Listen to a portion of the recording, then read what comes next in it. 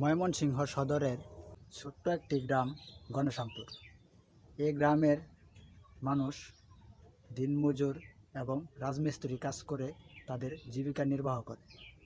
এর বাইরে সকলেই সফল ব্যবসায়ী। আমাদের গ্রামের সবচেয়ে সফল ব্যবসা হচ্ছে কলার বাগান। আপনাদেরকে আজকে নিয়ে যাব কিছু কলা বাগানের দৃশ্য দেখানোর জন্য।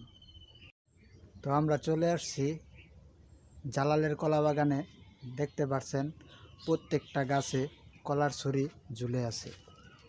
এই প্রত্যেকটা ছড়ি 250 থেকে 350 টাকা পর্যন্ত বিক্রি হয়।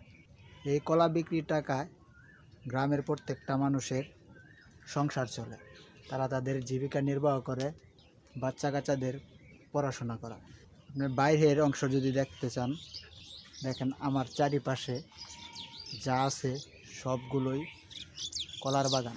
এই অঞ্চলের মানুষ কলার বাগান ছাড়া অন্য কোনো ফসল উৎপাদনে মনোযোগী না।